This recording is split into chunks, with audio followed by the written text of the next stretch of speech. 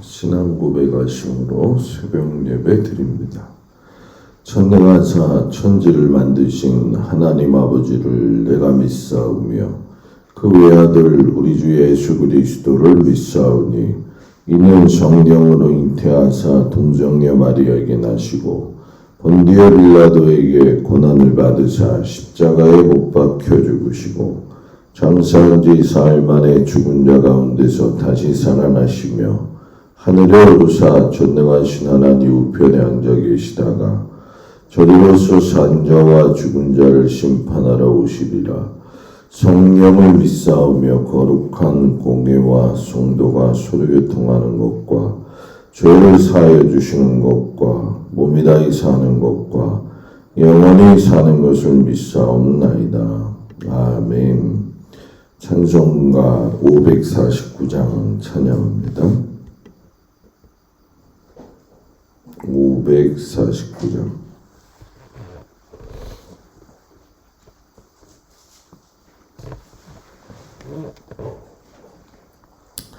549장 내 주여 뜻대로 행하시옵소서.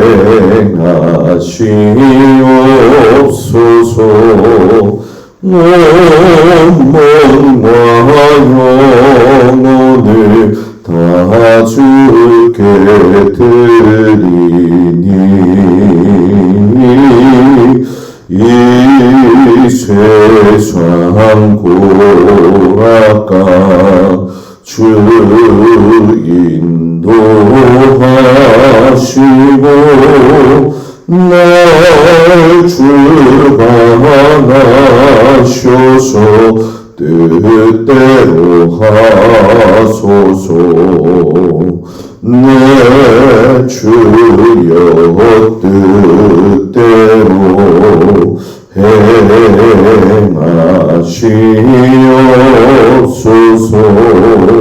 큰 쉼 중에도 낙심케 마소서. 주님도 때로는 울기도 하셨네. 날 주관하셔서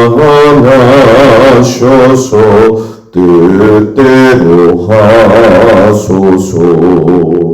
내 주여 뜻대로 행하시옵소서.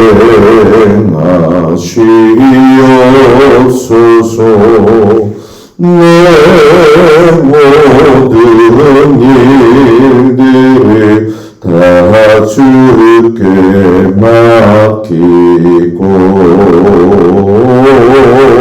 저 천성 향하여 고요히 가니니 살든지 죽든지 뜻대로 하소서. 아멘.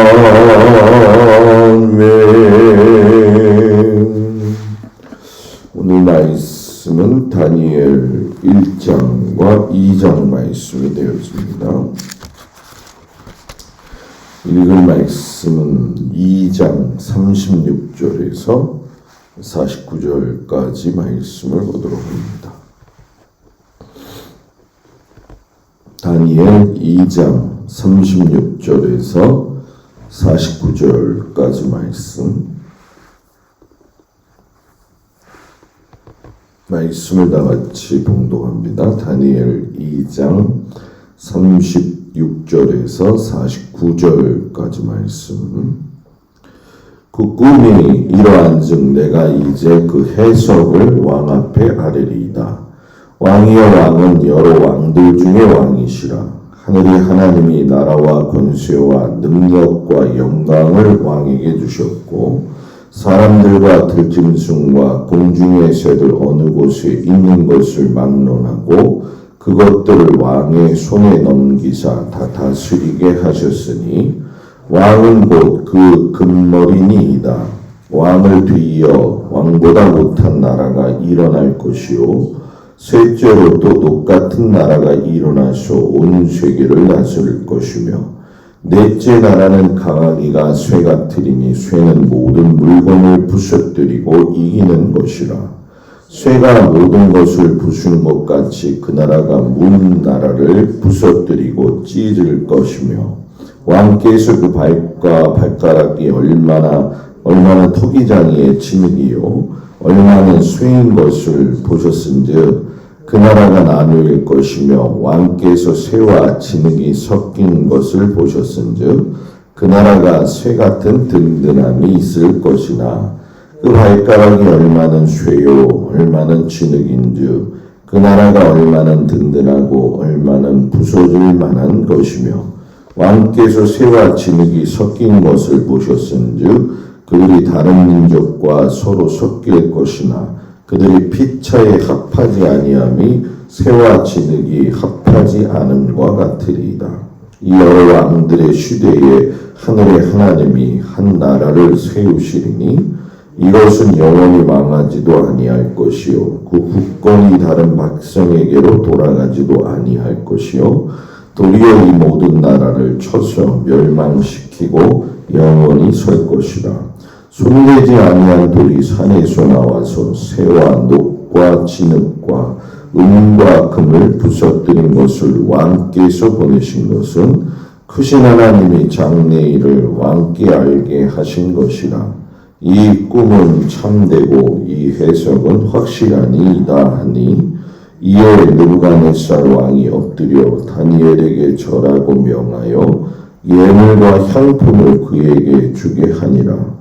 왕이 대답하여 다니엘에게 이르되 너희 하나님은 참으로 모든 신들의 신이시요 모든 왕의 주제시로다. 내가 너희 이 은밀한 것을 나타내었으니 내 하나님은 또 은밀한 것을 나타내시는 이시로다. 왕이 이에 다니엘을 높여 귀한 선물을 많이 주며 그를 세워 바벨론 온 지방을 다스리게 하며 또 바벨론 모든 지혜자의 어른을 삼았으며 왕이 또 다니엘의 요구대로 사드락과 메삭과 아벳느고를 세워 바벨론 지방의 일을 다스리게 하였고 다니엘은 왕궁에 있었더라. 아멘. 오늘도 주님 앞에 온 성도들 주의 이름으로 축복을 드립니다. 예레미야 애가에 보게 되어지면 밤새 우는 이야기가 예레미야애가 3장에 나와 있습니다. 그때 예레미야가 많이 울면서 자신의 그 마음을 쑥과 담즙처럼 이야기를 하는데 굉장히 쓰기 쓸 정도로 낙심이 되었다 이렇게 얘기를 하죠. 그런데 바로 그 뒤에 보게 되면 예레미야가 그 상황을 벗어나서 하나님 앞에 소망을 가지고 노래하는 말씀이 나오죠. 왜 그런가 보았더니 낙심이 됐을 때 그 상황에서 끝난 것이 아니라 그때 이제 막 바벨론 포로들이 잡혀가는 시기에 그 포로들을 통해서 하나님이 다시금 대제사장의 아름다운 나라를 세워주실 것이다. 이런 마음을 주셨기 때문에 하나님 나라에 대한 그 마음의 은혜가 품어짐으로 감사했기 때문에 찬양을 했지요. 이때 사용되어진 사람들이 누구냐? 제일 먼저 나타난 그 사람들이 바로 오늘 다니엘서에 나오는 다니엘과 그의 세 친구들의 이야기죠.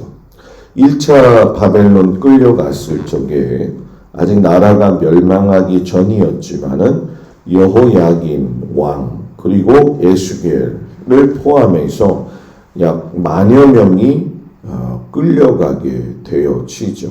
그 끌려가는 와중 속에서 하나님이 다니엘과 더불어서 뛰어난 지혜와 실력을 가진 사람들을 보내시죠. 그리고 다니엘은 그 하나님이 주시는 지혜와 실력을 가지고 바벨론 70년과 페르시아 초기에 아주 중요한 일을 맡게 되는 엄청난 일을 하게 됩니다. 그런데 다니엘이 좀 중요한 것은 뭐냐면 단순히 극상품의 무화과 열매로서 지혜와 지식이 넘치는 수준을 넘어가지고서는 미래에 있을 일까지도 예언하는 예언자로서의 역할도 했다라는 거죠. 그래서 그는 꿈을 꾸고 그 꿈을 비유나 표적이나 상징들을 통해 가지고서는 많은 남유다 백성들에게 소망을 불어넣어줘요. 그래서 이 다니엘서도 실상은 1장은 서론인데 그 서론은 남유다 백성들이 잘 알 수 있도록 히브리어로 사용합니다. 그러나 다니엘 2장부터 7장까지는 공용어였던 아람어를 사용해서 지었고 8장에서 12장까지는 다시금 히브리어로 바꾸어 가지고서는 유대민족과 바벨론에 있는 모든 사람들에게 하나님이 살아계신 것을 보여주는 아주 중요한 일을 했다는 것이죠. 그 시대에 걸쳐서 아수르, 바벨론부터 해서 페르시아, 그리고 헬라, 로마 제국의 변동을 그릴 수 있는 꿈을 꾼 그 다니엘에게 우리가 볼 수 있는 것은 그가 이 다섯 나라에 대한 제국에서 일어났던 것들을 바라봄과 동시에 볼 수 있었던 게 뭐냐? 하나님의 나라, 하나님의 제사장 나라가 가진 참된 능력이 무엇인지를 알게 되어지죠. 그래서 역대 모든 선지자나 믿음의 사람들보다도 다니엘이 크게 보여지는 것은 그가 행정가이고 지혜가이고 예언가였기 때문에 그는 다른 사람보다도 탁월하게 하나님께서 세계 역사를 움직이시는 분이라는 것을 함께 알고 있었다라는 거죠. 오늘 말씀에 보면 다니엘서 1장 1절에 유다왕 여호야김이 다스린 지 3년이 되는 해에 바벨론 왕 느부갓네살이 예루살렘에 이르러 성을 에워쌌더라.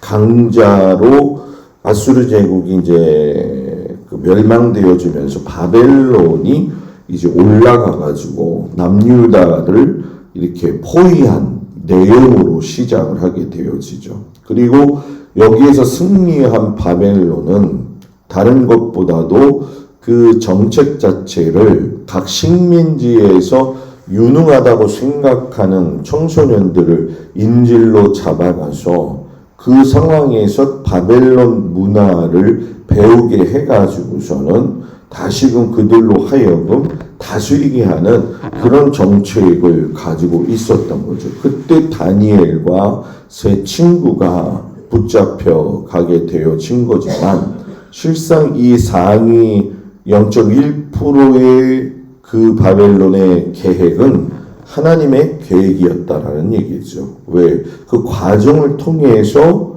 하나는 전 모든 민족과 나라가 하나님의 존재를 알게 되어지는 것이고 무너진 또 남유다를 다시금 제사장 나라로 세우기 위한 하나님의 방법이었다라는 거죠.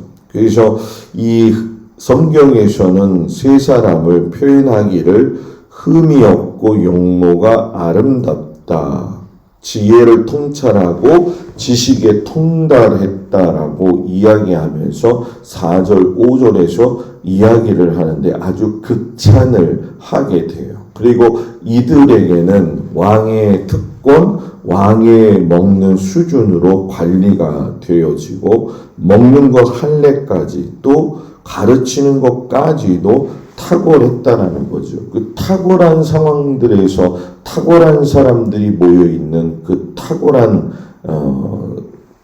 뭐라고 될까요? 구조 속에서도 제일 탁월했다라는 얘기인데 얼마나 탁월했느냐? 1장 21절에 보게 되면 지혜와 총명이 온 나라 박수와 술객보다 10배 10배나 나온 줄 아니라.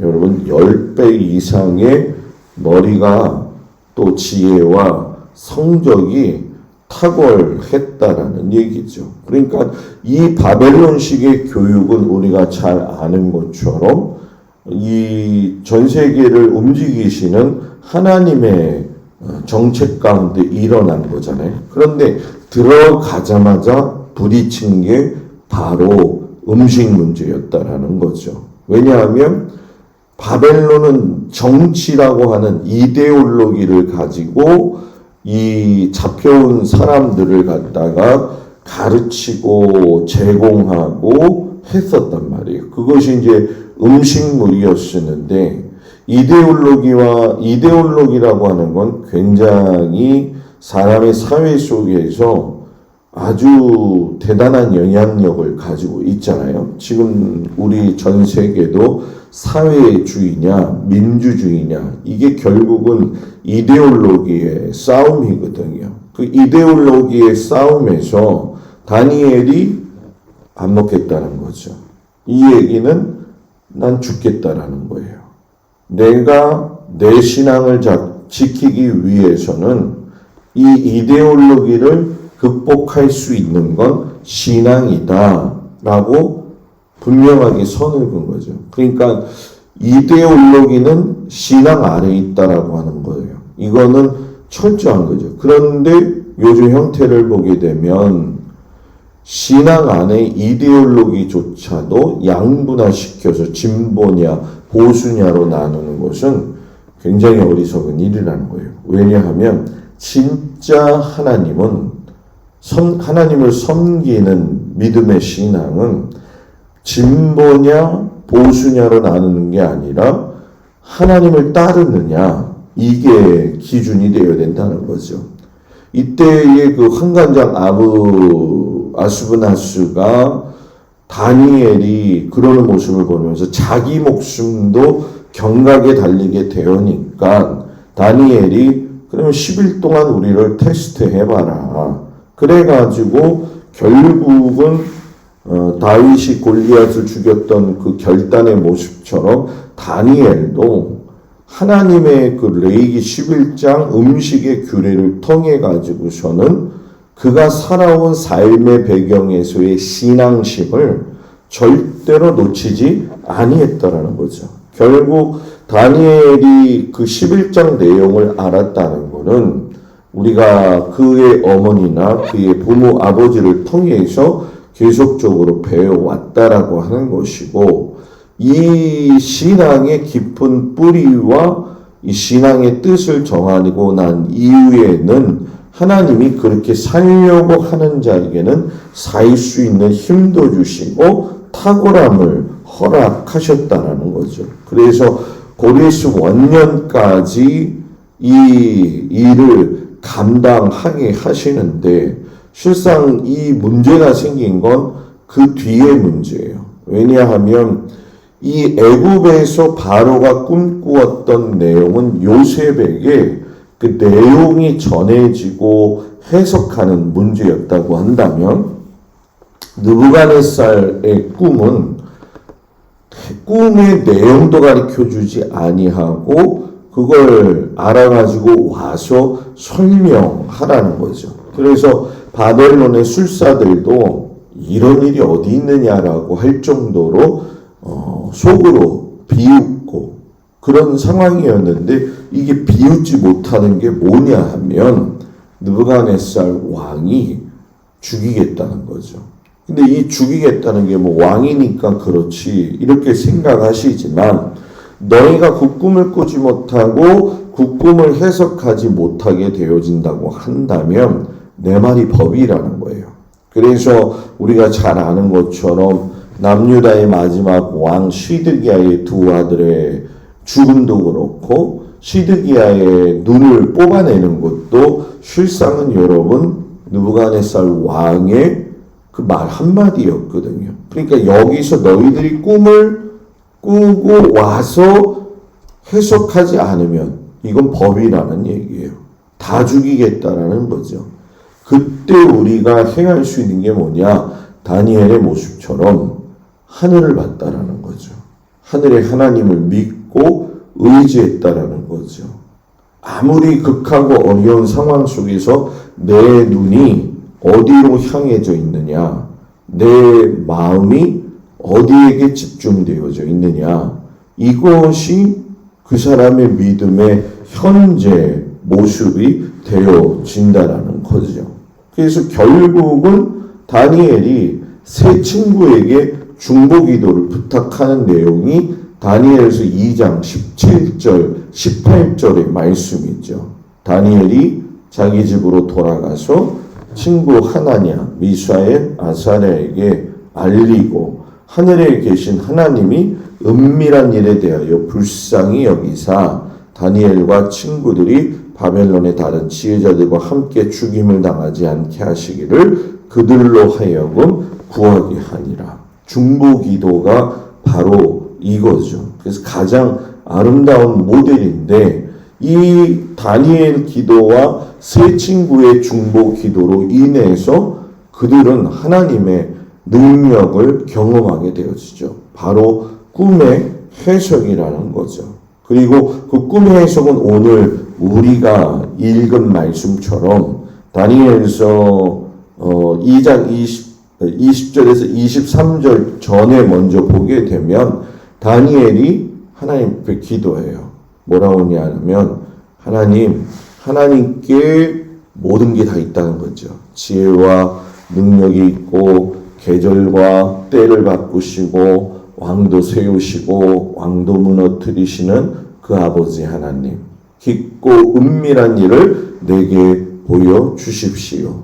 이 기도가 하나님을 찬미함으로 말미암아 하나님께서 그의 기도를 들으시고 하나님이 세계를 움직여 가시는 분이시라는 것을 느부갓네살 왕으로 하여금 알게 하는 시초가 되어진다는 거예요. 그래서 우리가 다니엘서 이제 여러분 쭉 보시면 아시겠지만 여러 신상의 어떤 지금은 신상의 꿈이잖아요. 그 다음에 이제 짐승들에 대한 꿈들, 이거는 지금 해석하는 사람들도 있지만 실상은 그 당시에 이제 바벨론 제국, 그리고 다시 나타날 페르시아 제국, 그 뒤에 이어서 전 세계를 다스릴 헬라 제국, 또 그 위에 딛고 일어서는 로마 제국, 그리고 그 모든 것을 섭렵하시고 정복하시는 하나님의 나라를 보여주고 계시는 거죠. 그래서 이거를 요한계시록과 더불어서 종말적 재림신앙을 가진 신앙, 거기서 재림신앙은 요한계시록이다 한다면은 종말적 신앙을 가지고 있는 사람들이 이제 해석을 할 때 지금의 현 세대와 더불어서 함께 그것을 이제 증거하기도 하죠. 이런 부분에 대한 것들은 굉장히 많은 자료가 있고 또 자료가 있다 할지라도 그거를 어떻게 적용하느냐, 그건 굉장히 대단히 하나님 앞에 다니엘이 기도했던 것처럼 기도해야지 나와야 될 문제들이라는 거죠. 근데 이 역사적인 사건에 그 말 한마디만 하면 다 되는 느부갓네살 왕이 다니엘 앞에 엎드리더라는 거죠. 신앙을 먼저 우선했던 사람에게 이데올로기가 어떻게 해요? 무릎을 꿇었다라는 얘기죠. 그래서 이 모습은 우리나라뿐만이 아니라 전 세계의 모든 사람들이 제대로 좀 알아야 될 거죠. 또 우리나라처럼 진보냐 보수냐라고 하는 것들을 나누어서 생각하는 그 사고의 구조에서 믿음의 구조로 바뀌어야 되는 깊은 뜻을 우리에게 전하는 말씀이죠. 그리고 그 이데올로기의 대표였던 느부갓네살 왕이 엎드린 것에 끝나는 게 아니라 하나님을 찬양해요. 그리고 하나님을 찬양하고 하나님의 존재를 인정했는데도 불구하고 나중에 그가 교만해졌을 적에 하나님이 다시금 짐승과 같은 생활을 하게 하시고 다시금 또 거기서 나오게 하시는 걸 보면서 모든 것이 하나님의 주권 아래에서 움직이고 있다는 걸 완벽하게 말씀하시는 것이 이 다니엘서가 주는 아주 큰 교훈이라는 거죠. 결국 뜻을 정하고 신앙을 지키면 느부갓네살 왕에 의해서 다니엘이 높여지고 그의 중보기도를 같이 했던 3명의 친구들과 더불어 하나님께 쓰임받고 세계를 움직여 가더라는 거죠. 그러니까 오늘 우리가 이 말씀을 통해서 보면 하나님의 방법은 우리의 방법과 다르다. 그리고 하나님은 하나님을 인정하고 뜻을 정해서 믿음으로 살려고 하는 자에게 얼마든지 그 세상 위에서 하나님의 영광을 위해서 살 수 있는 모든 권한과 권세와 능력을 다 동원하여 주신다는 거죠. 그리고 이 다니엘을 통해서 하나님은 이제 모든 제국이 하나님의 손 아래 있구나 하는 것을 깨닫게 하신다는 거죠. 그래서 우리가 다니엘을 읽을 때의 기본적인 마음의 자세는 하나님이 모든 세계의 왕이시다. 그리고 그 하나님을 믿는 나의 신앙은 하나님에 대한 존재 자체뿐만이 아니라 뜻을 세워서 신앙을 지켜야 된다라고 하는 것에 우리가 좀 더 결단하고 결심하는 마음을 가지고 하나님의 은혜를 경험하는 그런 한 주간이 되어지길 주의 이름으로 축복을 드립니다. 기도합니다.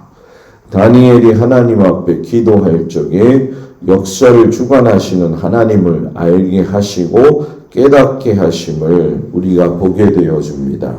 신앙적, 정치적 두 산맥이 부딪힐 때에 하나님은 신앙을 통해서 모든 정치 이데올로기를 앞서고 위에 계시고 있는 걸 보게 됩니다. 우리 경험, 우리 수고, 우리 노력 다 좋지만 진정한 왕은 하나님이심을 우리가 깨닫게 되어집니다.